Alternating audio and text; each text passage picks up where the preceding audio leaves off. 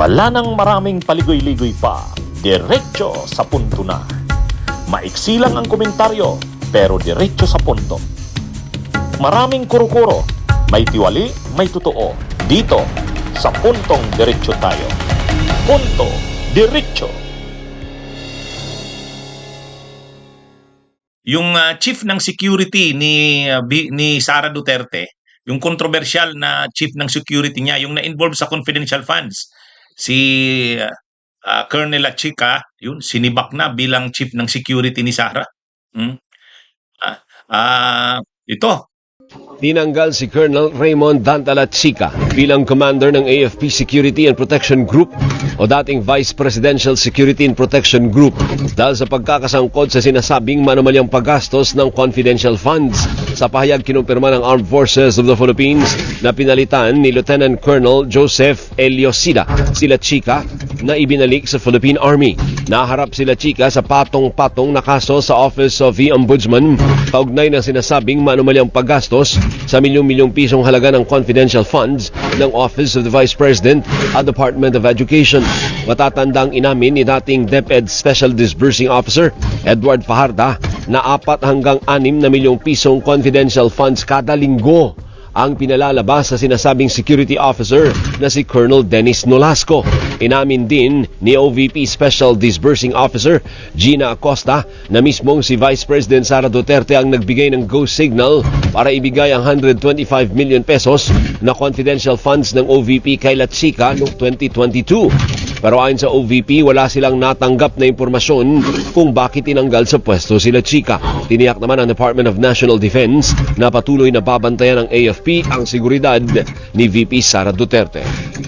Walang natanggap na paliwanag ang Office of the Vice President o OVP kung bakit naalis si Colonel Raymond Dante Lachica bilang hepe ng AFP Security and Protection Group na nakatalaga para sa seguridad ni Vice President Sara Duterte. Inihayag ng OVP na naabisuhan lamang sila tungkol sa pagtanggap ni Lachica ng kanyang order nitong October 6, ngunit walang kasamang paliwanag. Tiniyak naman ng AFP na patuloy ang pagbibigay ng seguridad sa pangalawang Pangulo.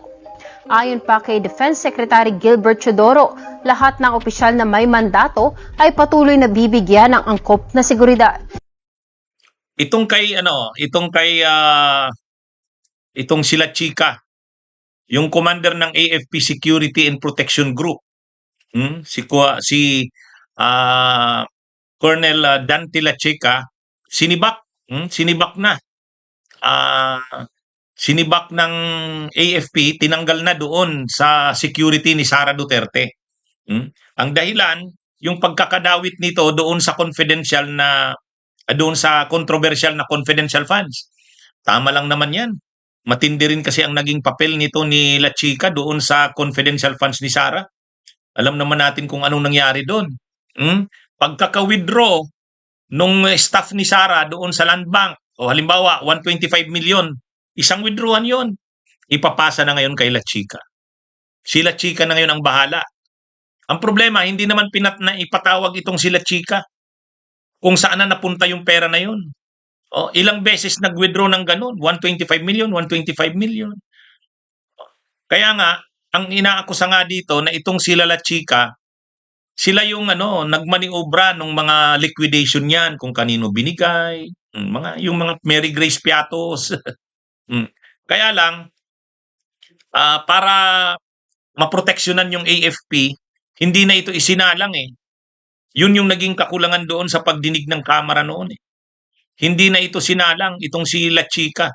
Kaya natapos yung kwento niyan, pagka-withdraw ng 125 million ng staff ni Sara Duterte, binibigay kay Lachica. Doon natapos.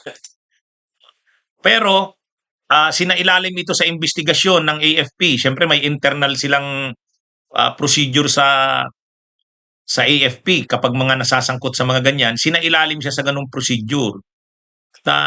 Hindi naman linabas kung ano yung resulta ng investigasyon na yon.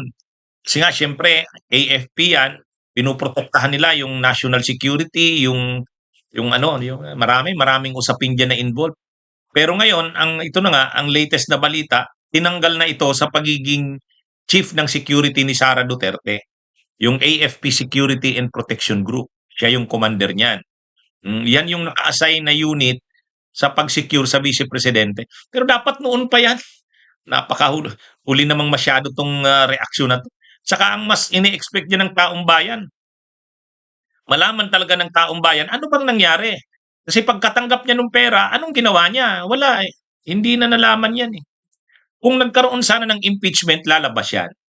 Yan yun. Kaya medyo nga, grabe talaga yung nangyari dyan sa mga confidential funds na yan ni Sara eh. Hindi nalaman ng buo ng taong bayan yung buong katotohanan. Dahil nga sa una, hindi nilabas sa publiko yung investigasyon dito kay La Chica eh. Kaya hindi rin nalaman ng taong bayan. Pagkatapos niyan, ngayon na lang natin nabalitaan yan na yun, sinibak bilang commander ng AFP Security and Protection Group. Hindi lang naman dapat pagsibak bilang commander ng AFP Security and Protection Group. Dapat malaman ng taong bayan ano yung pananagutan niya doon sa confidential funds. At may kaso ba siya? Yun dapat Kaya alam nyo, ang dami talagang dapat na managot sa mga nangyayaring katiwalaan nito sa ating bayan. Hindi lang naman sa flood control. Yun na nga, yung confidential funds na yan, naabuso yan. At ito na nga, tina-chief ng security ni Sara na i-involve dyan. Kaya lang, ang gustong makita ng taong bayan ngayon, yung pananagutan. Paano siya pinanagot dyan sa bagay na yan? Yan yung wala eh, yan yung hindi makita. Yan ang nakakalungkot. Bunyog, halikan na kasama ka. Bunyog, kapag buklod ay may pag-asa. Luzon, Visayas, Mindanao, isa ang pananaw.